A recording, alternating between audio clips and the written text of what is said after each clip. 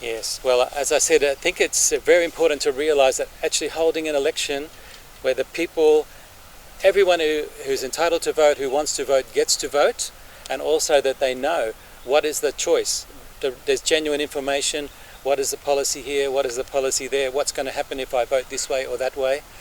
And that there's no intimidation.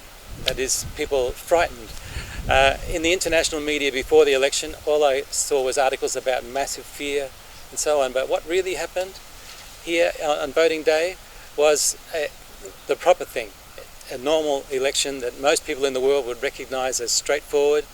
And what worries me is then that afterwards the votes are counted. Anyone who wanted to say that was wrong had a chance. So it's settled, and yet there's a concerted effort by some political people to say it was completely non-credible, the whole process.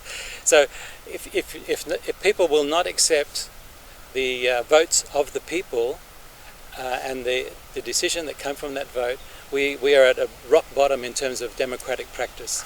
So I really urge everybody who's taken part in this exercise in Zimbabwe to respect the result and understand that this is how democratic politics works.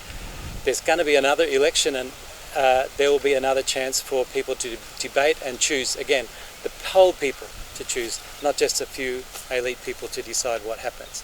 So that's really the message. So I know there's lots of problems with the government, there's lots of problems with my government, but there will be another election in Australia, and there will be another election in Zimbabwe, where the people are the ones who decide, not the loudest voice or the scariest voice.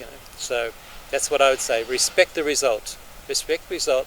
Work with whatever government you've got to improve the situation. Governments themselves, it's their obligation to serve their people. And if it doesn't work out, then there's another election where it can be changed. That's the way to go.